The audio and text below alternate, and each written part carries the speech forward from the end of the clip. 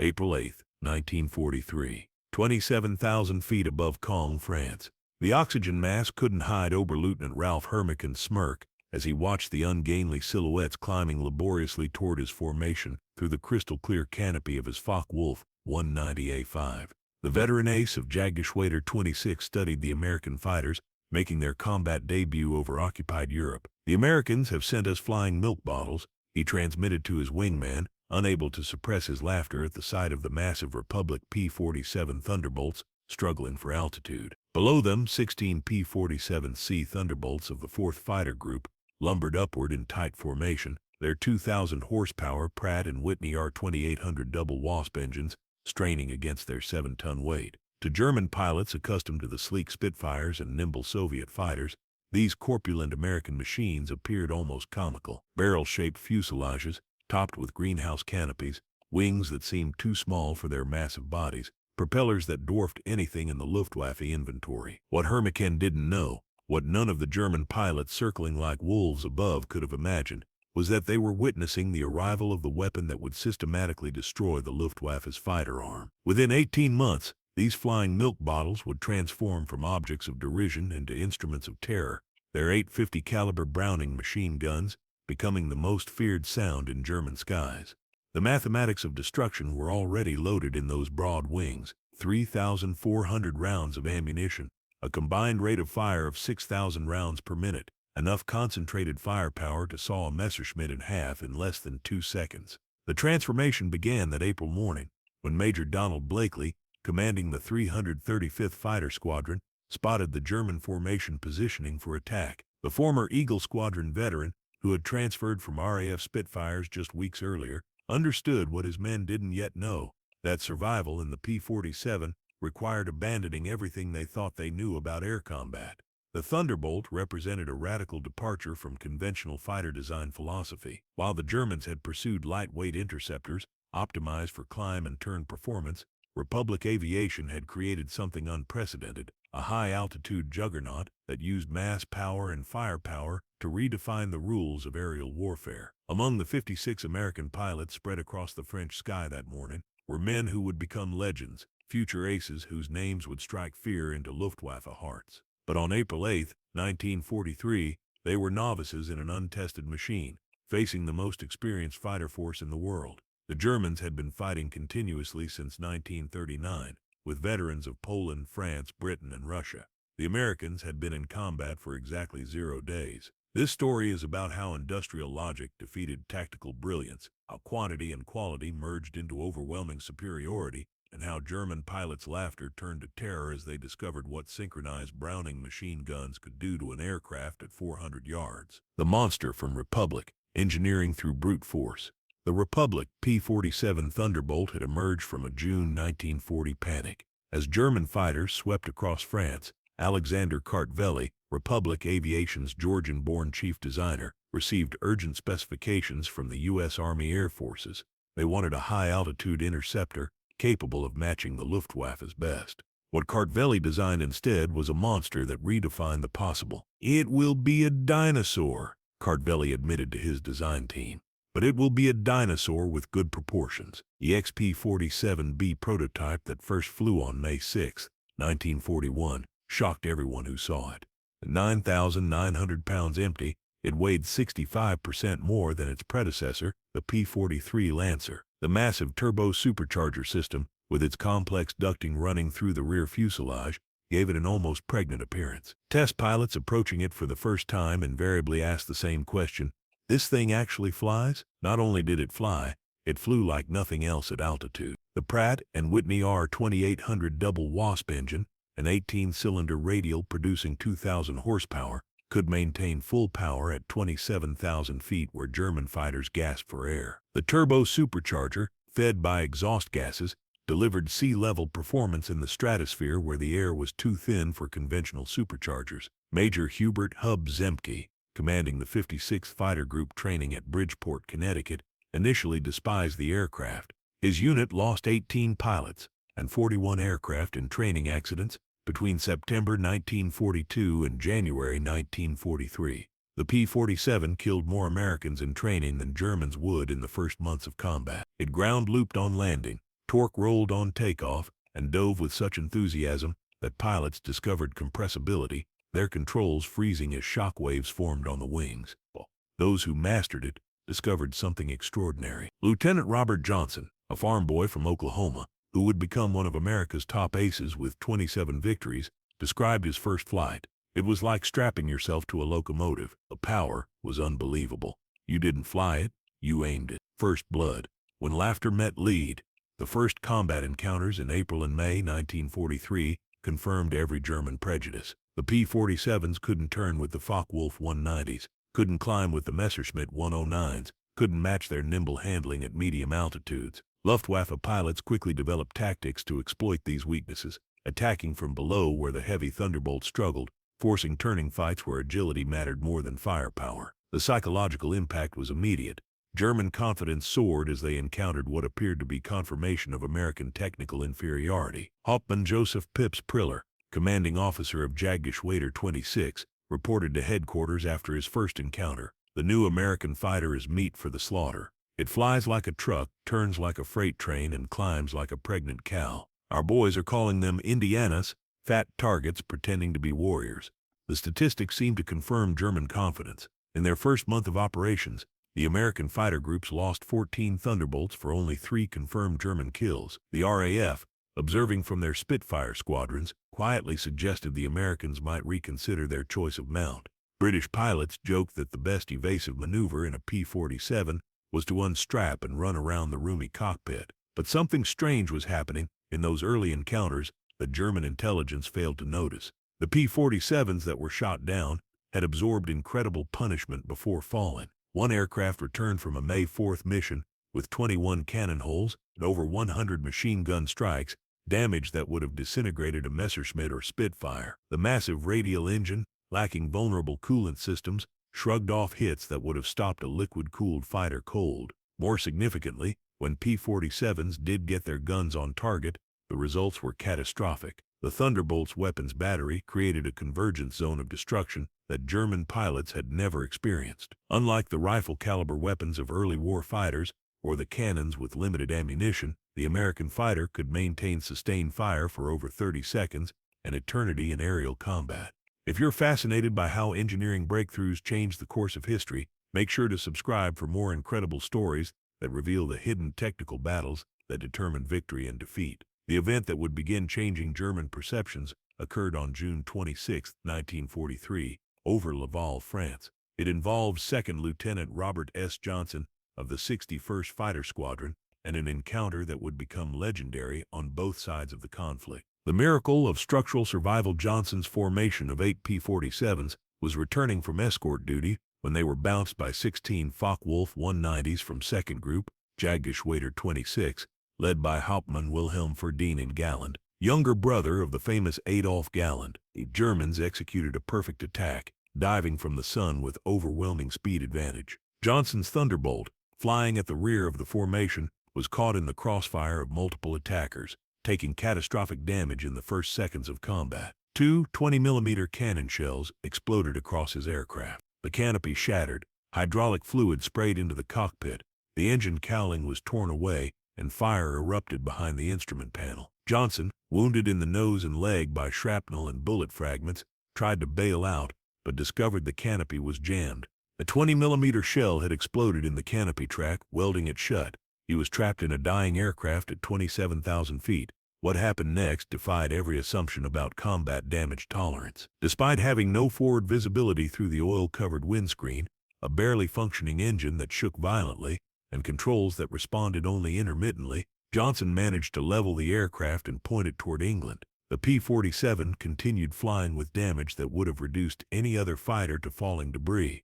Then it got worse. A lone Focke-Wulf 190, flown by an unknown pilot from 2nd Group, Jagdgeschwader 26, discovered the crippled Thunderbolt limping toward the channel at less than 170 miles per hour. What followed was one of the most extraordinary encounters in aerial warfare history. The German pilot positioned himself behind Johnson's P-47 and opened fire with his 4 20mm cannons and 2 13mm machine guns. Johnson, unable to evade, could only huddle behind his armor plate and pray. The Thunderbolt absorbed the entire cannon ammunition load, Then the German repositioned and fired again, this time with only his machine guns, the cannon ammunition exhausted. The German pilot pulled alongside, staring in disbelief at the flying wreck.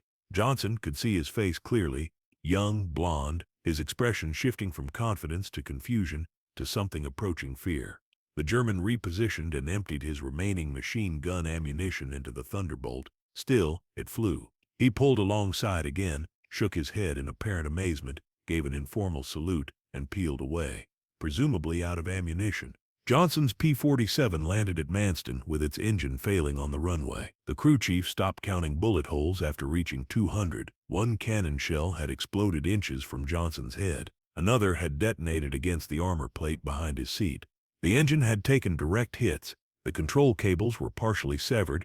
3 of the 4 main longers, the structural backbone of the fuselage, were shot through. Yet the aircraft had brought him home. Learning the Thunderbolt's secrets, the survival of Johnson's aircraft sent shock waves through both air forces. American engineers studying the wreckage realized they had underestimated their own creation. German intelligence, receiving combat reports from 2nd Group, Jagdgeschwader 26, initially refused to believe it. No aircraft could absorb that much punishment. But testimony from multiple pilots confirmed the impossible. By July 1943, American pilots were learning to exploit the P-47's true strengths. Lieutenant Colonel Hubert Zemke, the 56th Fighter Group commander, had discovered the secret through brutal trial and error.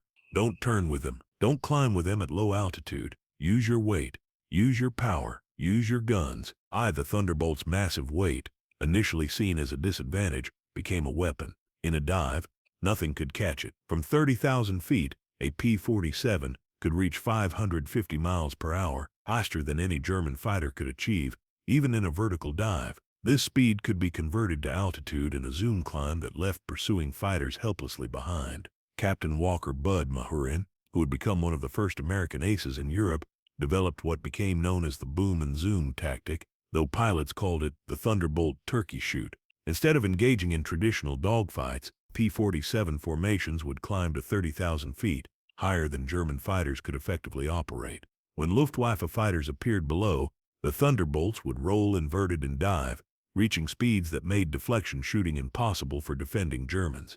At the bottom of these dives, the American heavy machine guns would speak. German pilots who survived described it as facing a wall of lead, the combined firepower creating an impenetrable zone of destruction. Aircraft caught in this convergence pattern didn't just fall, they disintegrated. The 8-gun symphony of destruction, the true revelation of American firepower, came during the August 17, 1943 dual raid on Schweinfurt and Regensburg, the deepest penetration into Germany attempted to that date. This mission would demonstrate both the P-47's limitations, its range, even with drop tanks, and its terrifying effectiveness when employed properly. Major David Schillen, leading the 62nd Fighter Squadron, encountered a formation of Messerschmitt 110 destroyer aircraft positioning to attack B-17s with their heavy cannons and rocket armament. The twin-engine German fighters, heavily armed but less maneuverable, were the Luftwaffe's specialized bomber killers. Schilling's flight of 4 Thunderbolts rolled into their attack dive from 28,000 feet. Unteroffizier Heinrich Roth, a gunner in one of the Me-110s who survived, later recounted in a POW interrogation, "The American fighters came down like hammers from heaven. I opened fire at 800 meters, good hits. I saw them strike the fighter's wing. The P-47 didn't even wobble. Then he fired. The aircraft ahead of us simply came apart, not shot down, destroyed. Wings separated from fuselage, tail severed, the crew compartment shredded into metal confetti. In 2 seconds, a 110 became nothing. 8 Messerschmitt 110s were destroyed.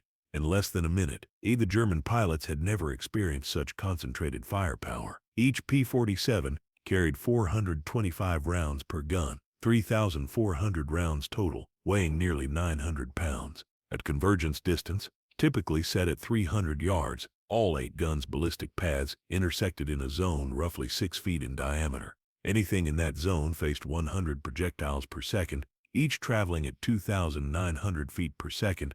The ammunition itself was a revelation of American industrial capacity. While German fighters struggled with limited cannon ammunition, typically 120 to 200 rounds for a 20mm weapon, American pilots could maintain fire for over half a minute. The standard combat load mixed armor-piercing incendiary armor-piercing incendiary tracer, and standard ball ammunition in patterns designed to both destroy and ignite. Lieutenant Colonel Francis Gabby Gabreski, who would become the top American ace in Europe with 28 victories, described the effect when you hit them with all 8. They don't just go down, they explode. I saw 109 literally cut in half, the tail falling one way, the nose and wings another. The pilot never knew what hit him. High-altitude dominance. Where thin air ruled by September 1943, the Luftwaffe was discovering another horrifying reality about the P-47. Its performance improved dramatically with altitude, while German fighters suffered.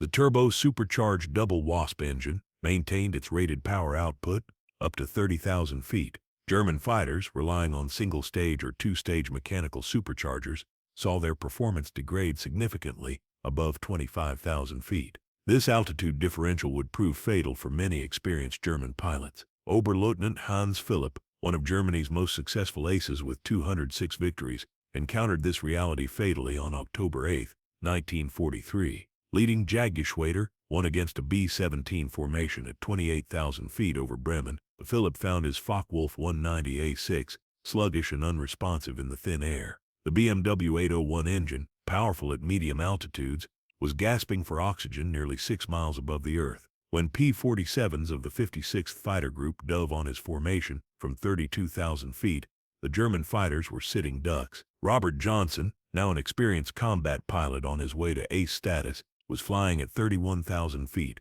when he spotted Philipp's distinctive Focke-Wulf with its elaborate nose art. Johnson's combat report was clinical. Open fire at 300 yards, 30-degree deflection. Observed strikes along entire fuselage. Enemy aircraft exploded. No parachute observed. Philipp's death sent shockwaves through the Luftwaffe. If one of their best, a man who had survived over 500 combat missions on both Eastern and Western fronts, couldn't survive against the Thunderbolts, what chance did average pilots have? The paddle blade revolution. In January 1944, a new variant of the P-47 began arriving in England that would complete the transformation from laughingstock to nightmare. The P-47 D-22 featured a Hamilton standard hydromatic propeller with paddle blades, 13 feet in diameter with broad chord blades that bit into the air like massive oars. The improvement in climb rate was immediate and dramatic. Where earlier Thunderbolts had climbed at an anemic 2,200 feet per minute at sea level, the paddle blade variants could achieve 3,000 feet per minute, matching or exceeding German fighters at most altitudes. The massive propeller also improved acceleration, allowing P-47s to build energy faster in level flight. But perhaps most significantly, the paddle blade propeller changed the sound of the Thunderbolt. The distinctive thundering roar created by the blade tips reaching supersonic speeds could be heard from miles away. German ground troops reported being able to identify approaching P-47s by sound alone, a deep, threatening rumble that meant death from above. They began calling it Donnerschlag thunderclap. If you're enjoying these incredible stories of wartime innovation, subscribe now to discover more engineering marvels that changed history. Hauptmann Heinz Nock of Jagdgeschwader 11, a veteran with over 200 combat missions, encountered the new variants in February 1944 during a bomber interception near Hanover. He wrote in his combat diary, "The fat American fighters have learned to climb. We bounced to formation near Hanover, expecting our usual advantage. They turned into us and climbed with us. When we tried to disengage, they followed us up to 30,000 feet. Schmidt was caught and blown apart. Nothing left but smoke and fragments. These are not the same machines we laughed at last year." The psychology of terror. When thunder means death. By March 1944, P-47s, equipped with external fuel tanks, could escort bombers deep into Germany. The standard configuration carried two 108-gallon wing tanks, or a 75-gallon belly tank, extending range to over 1,000 miles. With the paddle blade propeller, providing improved performance even when loaded, Thunderbolts could fight on equal terms immediately after dropping tanks. The Luftwaffe's response was to concentrate on the bombers, hoping to inflict enough losses to stop the American daylight campaign. But this required flying through the P-47 escort screen, an increasingly suicidal proposition. German pilots developed a grudging respect that bordered on fear for the big American fighters. Major Günther Rauhl, one of Germany's top aces with 275 victories, mostly on the Eastern Front, survived an encounter with P-47s on March 6, 1944, that left him badly wounded. He later recalled in a post-war interview, "We saw them above us, fat silhouettes against the sun. Someone laughed and said, "Here come the flying pigs." Nobody was laughing 30 seconds later. They came down like an avalanche, faster than we could react. The first pass destroyed 3 of our fighters, just gone, transformed into burning debris. Their guns didn't fire in bursts like ours. They poured out solid streams of fire. Getting caught in that stream meant instant death. The fighter-bomber evolution, death from above and below, as more P-51 Mustangs arrived to take over long-range escort duties in spring 1944. P-47 units increasingly focused on ground attack, a role that would make them the most feared aircraft in the German arsenal. The transition began in earnest in April 1944 as the Allies prepared for the invasion of France. The Thunderbolt's heavy machine gun battery proved equally effective against ground targets. The standard armor-piercing incendiary ammunition could penetrate the top armor of most German vehicles, while the sheer volume of fire could destroy soft targets in seconds. A 2-second burst put 160 half-inch projectiles into a target area the size of a truck, but it was the addition of bombs and rockets that transformed the P-47 into a true multi-role monster. The D-25 variant could carry 2 1,000-pound bombs under the wings and a 500-pounder under the fuselage, a bomb load equal to early war medium bombers. Later variants added zero-length rocket stubs for 10 5-inch high-velocity aircraft rockets, each equivalent to a 105mm artillery shell. Oberst Hans von Luck, commanding the 125th Panzer Grenadier Regiment during the Normandy campaign, experienced P-47 ground attacks firsthand. They came in low, so low you could see the pilots' faces. The sound was terrifying, engines roaring, rockets screaming. Then the hammer of those heavy machine guns. A column of our trucks simply ceased to exist. 20 vehicles transformed into burning wreckage in one pass. The psychological effect on the men was devastating. They called them Jabos, fighter bombers, but these were something beyond that. They were flying artillery with the accuracy of snipers. D-Day, when the sky belonged to thunder. On June 6, 1944, the Luftwaffe discovered how completely the balance of power had shifted. Over 500 P-47s provided air cover for the invasion, creating an impenetrable umbrella over the beaches. German fighters attempting to reach the landing zones were massacred. Oberleutnant Wolfgang Fischer of Jagdgeschwader 2, one of only 3 German pilots to reach the beaches that day, reported, "The sky belonged to the Americans." Thunderbolts were stacked from sea level to 30,000 feet. Oh, we tried to break through at dawn, 12 fighters from our Gruppe. I was the only one to return. The P-47s were waiting at every altitude. You couldn't climb over them, couldn't dive under them. Their guns turned our fighters into aluminum rain. In the weeks following D-Day, the P-47s systematically destroyed German movement in daylight. The statistics were staggering. In June alone, 9th Air Force Thunderbolts claimed 651 locomotives, 3,847 trucks, 512 tanks and armored vehicles, and 4,553 horse-drawn vehicles destroyed. The Wehrmacht was forced to move only at night, severely hampering their ability to respond to Allied advances. The Germans tried everything to counter the Thunderbolt threat. They reinforced vehicle armor, deployed more anti-aircraft guns, developed new camouflage techniques. Nothing worked. The P-47's combination of speed, armor, and firepower made them nearly unstoppable. Even the feared 88mm flak guns struggled to track the fast-moving fighters at low altitude. Industrial thunder, the numbers behind the nightmare. The ultimate demonstration of American industrial might came in the production statistics. Republic Aviation produced 15,683 P-47s during the war, more than any other American fighter. At peak production, the Farmingdale factory on Long Island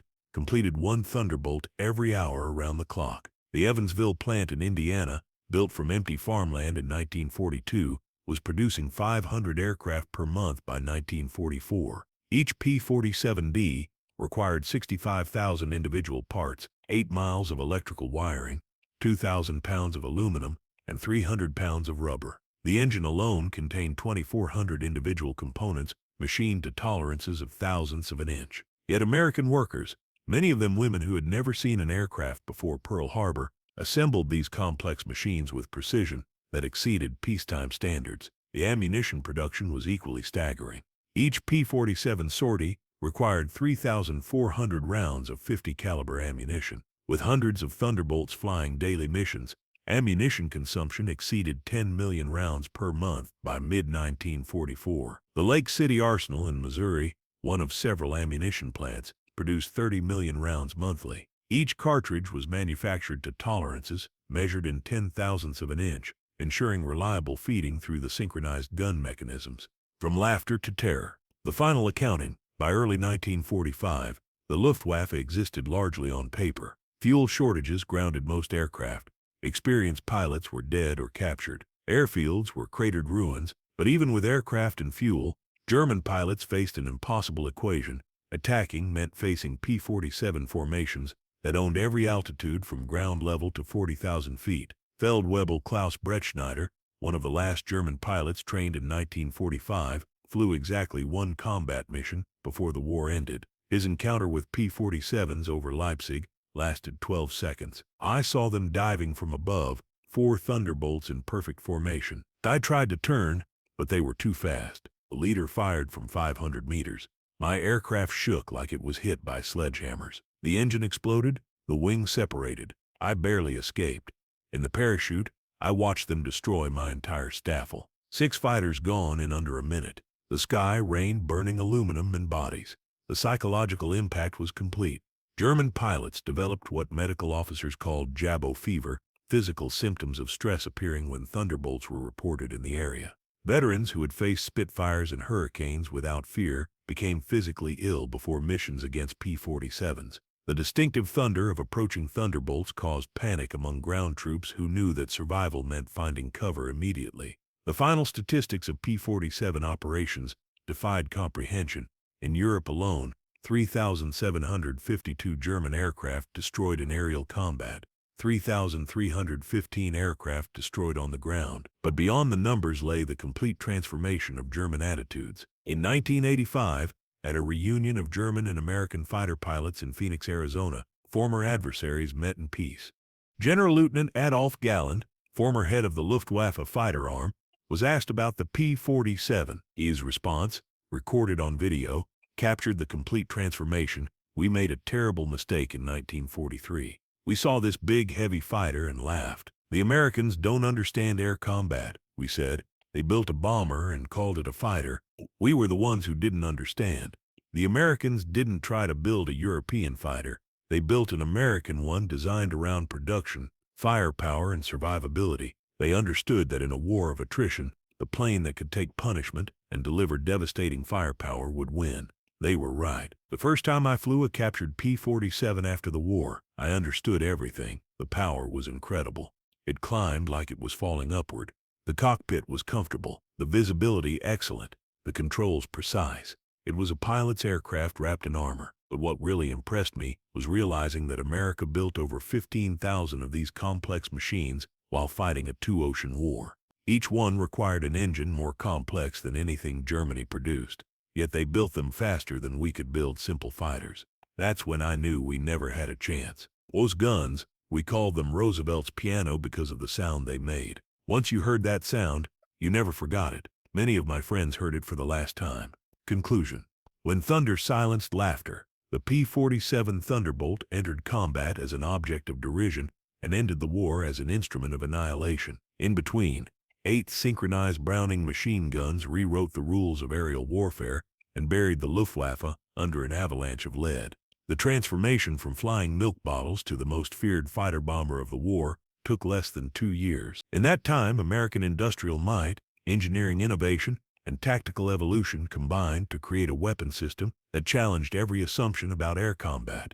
German pilots had laughed at the ungainly American fighter in April 1943. By May 1945, there were no German pilots left to laugh. The thunder had spoken, and the sky belonged to America. The Republic P-47 Thunderbolt proved that in modern warfare, engineering philosophy mattered more than aesthetic elegance, that survivability trumped agility, and that concentrated firepower could overcome any tactical disadvantage. It demonstrated that American industrial capacity, when properly focused, could produce weapons that didn't just match the enemy, they overwhelmed them completely. The 850 caliber machine guns that German pilots initially dismissed as inadequate became the signature of American air power. Their thunderous roar the soundtrack of Allied victory. In the end, the flying milk bottles had become flying hammers, and they had shattered the Luftwaffe beyond repair.